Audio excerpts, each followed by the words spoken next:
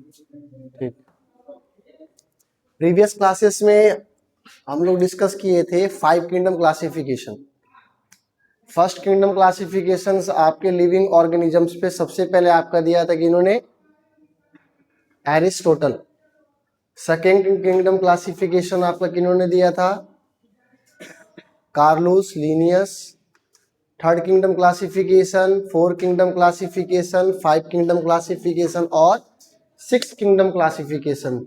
और उन क्लासिफिकेशंस में क्या क्या मेरिट्स थे, क्या डिमेरिट्स थे, हम लोग सब डिस्कस ऑलरेडी कर चुके हैं। तो पहला किंगडम जो आपका क्लासिफिकेशन जो पढ़ना है हमें, वो आपका किंगडम मोनेरा। ठीक है, मोनेरा जैसा आपके यहाँ पे मेंशन किया हुआ है, monera originated from Greek word. Moneras को आपके ग्रीक वर्ड से लिया गया है। ठीक है, मोनेरा वर्ड्स को आपके ग्रीक वर्ड से लिया गया है। मोनेरा का मतलब होता है single. Single means those organisms they are made up of only one cell, that is called unicellular organisms. ठीक है, तो वही आपका मोनेरा का मतलब ही होता है सिंगल। और किंगडम ऑफ प्रोकैरियोट्स, मोनेरा कौन से किंगडम्स में आते हैं? प्रोकैरियोट्स में, है ना। प्रो मतलब होता है प्रिमिटिव और कैरियोट्स का मतलब होता है न्यूक्लियस। जैसा कि आप मेंशन किया हुआ है, प्रो मतलब प्रिमिटिव्स और कैरियोट्स का मतलब होता है न्यूक्लियस। ठीक है, सिंगल सेल और यूनिसेलुलर ऑर्गेनिज्म जैसा यहां पे आपका मेंशन किया हुआ है। तो कोई भी आपसे क्वेश्चन अगर करता है कि व्हाट इज मोनेरा, मोनेरा क्या है, तो आपका आंसर होगा Monera is the unicellular organisms. Okay, unicellular क्या होता है? ऐसे ऑर्गेनिजम्स जो केवल एक सेल का बना हो। Those organisms they are made up of only single cell, that is called unicellular organisms. तो मोनेरा आपके यूनिसेल्युलर ऑर्गेनिजम्स में से ही है। और ये आपके कौन से किंगडम से आते हैं? प्रोकैरियोट्स, है ना। प्रोकैरियोट्स मतलब प्रिमिटिव न्यूक्लियस। एक नॉर्मल डायग्राम आपके सामने है, a typical diagram of bacteria से। एक बैक्टीरिया के अंदर आपके क्या क्या चीज आपके प्रेजेंट होते हैं। ठीक है, शॉर्टली वे में आपको समझाया गया है। बैक्टीरिया का आपका 2 लेयर आपके इसमें कवर्ड करवाया गया है। इसके अंदर सबसे सेंटर पॉइंट में जो साइटोप्लाज्म के अंदर आपका डीएनए है, जेनेटिक मटेरियल्स, ठीक है, जो कि आपके रेड कलर से डिनोट किया गया है। और आपके राइबोसोम से, जो कि ब्लैक कलर से डॉटेड स्ट्रक्चर्स जो आपके हैं राइबोसोम से। ठीक है, आउटर लेयर को कैप्सूल्स कहा गया है, अंदर वाला आपका सेल वॉल है, प्लाज्मा मेम्ब्रेन्स और साइटोप्लाज्म, ये पाइलस और बैक्टीरियम फ्लैजिलम। अब इन सब का फंक्शंस क्या है पहले समझ लेते हैं। बैक्टीरिया के अंदर आपका जो बैक्टीरिया फ्लैजिलम है, ये आपका मूवमेंट शो करता है। मतलब ये आपके सेसाइल्स होते हैं, मोटाइल्स होते हैं। मोटाइल्स का मतलब क्या होता है? Those organisms they can move one place to another place with the help of flagella. तो किसका फ्लैजिला है? बैक्टीरिया का फ्लैजिला है, इसलिए बैक्टीरियल फ्लैजिला। ठीक है, इस फ्लैजिला के हेल्प से आपका bacteria one place to another place आपका मूव करता है। ठीक है, और आपके जो पाइलस है, इसे बोलते हैं पाइलस, जो कि आपका ये हेयर लाइक प्रोजेक्शंस आपके सारे के सारे हैं, है ना। ये सारे के सारे हेयर लाइक प्रोजेक्शंस ये सारे दिखाई दे रहे हैं, इसको हम बोलते हैं पाइलस। इसका फंक्शंस क्या है सर? क्या ये भी हमारा मूवमेंट में शो करता है? पाइलस भी आपके मूवमेंट में शो करेगा। पाइलस का काम क्या होता है? किसी भी होस्ट बॉडी पे, किसी भी सबस्ट्रेटम पे अटैच करवा के उसको कैच आउट करना इजिली वे में। ठीक है, पाइलस इसका मूवमेंट शो नहीं करेगा, इसको हेयर लाइक प्रोजेक्शंस भी बोल सकते हैं हम। ठीक है, ये आपका बस आपके जो ऑर्गेनिजम्स है, जो भी आपके प्रेडेटर्स वगैरह इसके होते हैं, जिसको मतलब इसका सब फूड सबस्टांस उसको कैप्चर करता है, सबस्ट्रेटम्स पे आपके अटैच होने में हेल्प करवाता है। डीएनए मटेरियल्स जो आपका इसके पास है, इसको जेनेटिक मटेरियल्स, बैक्टीरिया के पास दोनों जेनेटिक मटेरियल्स होते हैं, DNA as well as RNA, ठीक है। लेकिन वायरस के पास दोनों में से केवल एक ही चीज होगा, या तो डीएनए होगा या तो आरएनए होगा, जेनेटिक मटेरियल्स। लेकिन बैक्टीरिया के पास दोनों प्रेजेंट है, डीएनए और आरएनए। अब इसका मतलब फिक्स नहीं कि दोनों ही प्रेजेंट होगा, दोनों हो भी सकता है और नहीं भी हो सकता है, एक भी हो सकता है। लेकिन वायरस के पास कंफर्म है कि एक ही होगा। अगर डीएनए प्रेजेंट है तो आरएनए नहीं होगा, आरएनए तो डीएनए नहीं होगा। अब डीएनए का फुल फॉर्म जैसा कि हम सब जानते हैं, इसका फुल फॉर्म क्या होता है? Deoxyribose nucleic acid. और राइबोज न्यूक्लिक एसिड आरएनए का फुल फॉर्म होता है, ठीक है। डीएनए के पास आपके 4 नाइट्रोजिनस बेस होते हैं, 4।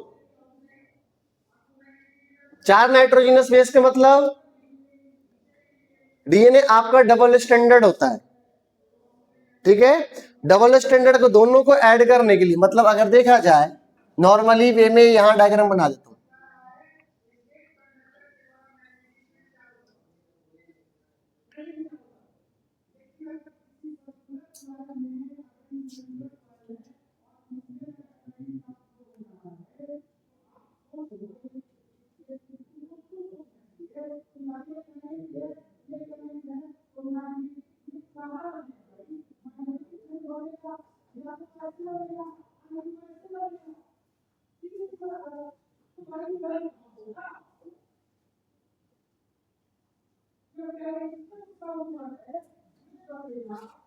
ये आपका डीएनए डबल स्टैंडर्ड, एक ये और एक ये, इन दोनों के बीच में आपका एक लेडर लाइक स्ट्रक्चर्स दिखाई दे रहा है, ये इसे बोलते हैं नाइट्रोजिनस बेस। क्या बेस बोलेंगे? Nitrogenous base. इनका फंक्शंस क्या होता है? दोनों ज्वाइंट्स को, दोनों आपके स्ट्रैंड्स को ज्वाइंट करना। जैसे सीढ़ी होता है ना लेडर, और सीढ़ी के बीच में आपके पार्टिकल्स ऐसे होते हैं, पार्टीशंस होते हैं। अगर उनके बीच में से पार्टीशंस हटा दो तो क्या वो स्टैंडिंग पोजीशंस में रह पाएंगे? नहीं होंगे ना। तो वही इन दोनों को स्टैंडिंग पोजीशंस में करने के लिए कह सकते हैं कि नाइट्रोजिनस बेस आपका हेल्प करता है, और करता भी है।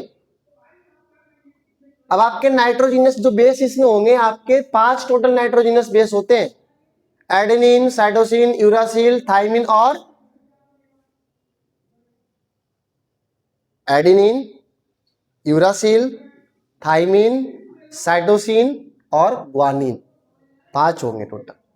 डीएनए के अंदर आपके प्रेजेंट होता है, शॉर्ट फॉर्म्स में बता देते हैं। एडेनिन को ए से डिनोट करते हैं, साइटोसिन को सी से, ग्वानिन को जी से, और थाइमिन को टी से, और यूरासिल को यू से। अगर ये चारों आपके प्रेजेंट्स होते हैं तो आपका डीएनए फॉर्म करेगा। और आपका अगर ये में से अगर इसको रिप्लेस कर दो, केवल ये आएगा, तो आरएनए। ये आगे चैप्टर का बात है, बायोमोलिक्यूल जब चैप्टर पढ़ाएंगे तो उसके अंदर डिटेल्स में आएगा। ये तो यहाँ पे थोड़ा जिक्र हुआ तो सोचे बता दे, ठीक है। बाकी बायोमोलिक्यूल जब आएगा तो उसके अंदर समझाएंगे इसको। राइबोसोम्स का काम क्या होता है? राइबोसोम्स का फंक्शंस होता है प्रोटीन को सिंथेसिस करवाना, ठीक है। कोई भी आपके लिविंग ऑर्गेनिजम्स है, उसको वर्कआउट करने के लिए बॉडी में चाहिए एनर्जी, तो राइबोसोम्स इसका प्रेजेंट है। अब राइबोसोम्स का मतलब है कि वो आपका बॉडी में प्रोटीन्स रिलीज करवाएगा, तभी तो आपका फंक्शंस आगे करने का। ये किसी होस्ट बॉडी के अंदर एंटर किया तो अपने आप को रेप्लिकेट करना, तो रेप्लिकेट करने के लिए, अपने आप को मल्टीपल करने के लिए प्रोटीन्स चाहिए, एनर्जी चाहिए। बिना एनर्जी आप रेप्लिकेट कर सकता है? ये नहीं कर सकता है। तो वही चीज, कैप्सूल्स आउटर लेयर को कहा गया, इसका जो आपके पूरा बाउंड्री होता है कैप्सूल्स का होता है, ठीक है। और सेल वॉल्स प्रेजेंट है, साइटोप्लाज्म के अंदर ही आपके न्यूक्लियस मेम्ब्रेन्स वगैरह जो भी आपके प्रेजेंट है इसमें, राइबोसोम्स और जेनेटिक मटेरियल्स। और आपके प्लाज्मा मेम्ब्रेन, प्लाज्मा मेम्ब्रेन करता क्या, फंक्शंस क्या होता है, क्लास 9th में हम लोग ऑलरेडी पढ़ चुके हैं। दे आर ऑल्सो कॉल्ड, या they are also known as selectively permeable membrane. Plasma membrane को हम सेलेक्टिवली परमिएबल मेम्ब्रेन भी कहते हैं। क्यों कहते हैं भाई इसको सेलेक्टिव परमिएबल मेम्ब्रेन? क्योंकि ये सेलेक्टिव चीजों को कलेक्ट करके हमारे सेल्स के अंदर लाता है, हमारे न्यूक्लियस के पास लेके जाने का, साइटोप्लाज्म में लेके जाने का, और जो हमारा वेस्ट मटेरियल उसको बाहर करने का। कौन? Plasma membrane. प्लाज्मा मेम्ब्रेन आपका ट्रांसपेरेंट मीडियम होता है, ये आपका फ्लूइड सब्सटेंस होता है। They are semi solid, they are flexible and they are also known as transparent materials. ये चीजों को इजीली वे में आपका डिफ्यूजन करवाएगा, चाहे गैस हो, चाहे आपके प्रोटीन्स हो, चाहे आपके अदर सबस्टांसेस हो, चाहे सेल्स के अंदर आपके बैक्टीरियल सेल्स के अंदर आपका टॉक्सिजिनेशन वेस्ट हो, या कोई भी आपके अनवांटेड सबस्टांस जिसको बॉडी से बाहर निकालना है। तो बॉडी से बाहर निकालने के लिए कुछ तो होना चाहिए, तो प्लाज्मा मेम्ब्रेन इसको हेल्प करवाएगा। ठीक है, तो ये आपका नॉर्मली वे में बैक्टीरिया का सेल है। ठीक है, यहां तो कोई दिक्कत नहीं। अब आपके प्रोजीनेट, पहले प्रोकैरियोट एंसिस्टर्स थे, प्रोकैरियोट्स के एंसिस्टर्स को पहले बोला जाता था प्रोजीनेट। इवोल्यूशंस होने के बाद इसको मोनेरा कहा गया, और अभी इसे हम बोलते हैं प्रोकैरियोटिक सेल, जैसा कि हमने वहां पे देखा है। तो पहले इनके पूर्वज, मोनेरा के पूर्वजों को बोला जाता था प्रोजीनेट। यहां मेंशन में क्या? Prokaryotic ancestor. एंसिस्टर्स का मतलब होता है उनके पूर्वज। प्रोकैरियोटिक एंसिस्टर मतलब मोनेरा का एंसिस्टर, मोनेरा के पूर्वज को पहले आपके प्रोजीनेट कहा जाता था। बाद में इवेल्युएट हुआ। इवोल्यूशंस का मतलब क्या होता है? चेंजिंग, जनरेशन टू जनरेशन जो चेंजिंग्स होता है इसी को बोलते हैं इवोल्यूशंस। और इवोल्यूट करके आपका इसका नाम पड़ गया मोनेरा। मोनेरा को आज हम प्रोकैरियोटिक सेल के नाम से जानते हैं, जैसा कि हमने यहां ऑलरेडी लिखा है किंगडम प्रोकैरियोट्स, वही यहां पे मेंशन किया हुआ है प्रोकैरियोटिक सेल्स। ठीक है, यहां तक कोई दिक्कत? अब सर ये प्रेजेंट कहां होते हैं? अगर मोनेरा देखा जाए तो प्रेजेंट कहां पे होते हैं, कहां पाए जाते हैं मोनेरा? पढ़ा तो रहे हैं आप, है कहां? क्या इस रूम में है? हमारे बॉडी पे है, हमारे बॉडी के अंदर है। यहां पे देखो मेंशन किया हुआ है where are they found, where they are found. कहां कहां पे? ओशियन बॉटम, समुद्र के बॉटम में भी होंगे, समुद्र के सबसे नीचे पार्ट पे, bottom. Dry desert, iceberg bottom, hot springs या वॉल्केनिक इरप्शंस, जहां पे ज्वालामुखी फटती है, वहां पे भी ये प्रेजेंट होंगे। तो हम कह सकते हैं कि sir bacteria are present everywhere and every atmospheric और इन्वायरमेंटल कंडीशंस। कहा जा सकता है ना कि बैक्टीरिया हमारे हर एक कंडीशंस में सरवाइव कर सकते हैं और करते हैं भी, चाहे आप उसको कोई भी टेम्परेचर, कोई भी आपका इन्वायरमेंट कंडीशंस दे दो। लेकिन इस पर डिपेंड करते, कुछ बैक्टीरिया आपके ऑक्सीजन के प्रेजेंस में रहते हैं और कुछ बैक्टीरिया हमारे ऑक्सीजन के एब्सेंस में रहते हैं। तो ऐसे बैक्टीरिया को बोलते हैं एरोब्स बैक्टीरिया, जो प्रेजेंस ऑफ ऑक्सीजन में सर्वाइव करते हैं, और जो आपके एब्सेंस ऑफ ऑक्सीजन में सर्वाइव करते हैं उनको बोलते हैं एनारोब्स। अब एनारोब्स बैक्टीरिया को भी डिफरेंशिएट किया गया ऑब्लिगेट बैक्टीरिया फर्दर आगे। तो आपके यहां पे लिखा भी है smallest and most abundant unicellular organisms. आपके मोनेरा जो है वो स्मॉलेस्ट होता है और मोस्ट अबंडेंट यूनिसेलुलर ऑर्गेनिज्म, हर जगह पाया जाता है, हर जगह, छोटा सा है कहीं भी इंटर कर जाने का। ठीक है, most primitive forms of life, जैसा मेंशन किया आपका। ठीक है, अब यहां देखते हैं हैबिटेट्स क्या है।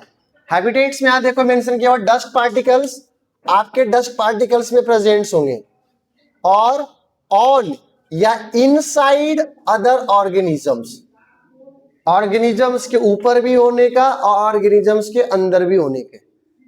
हमारे हाथ पे क्या, हमारे कपड़े पे अभी बैक्टीरिया प्रेजेंट नहीं है? नहीं है, तुम देखिए है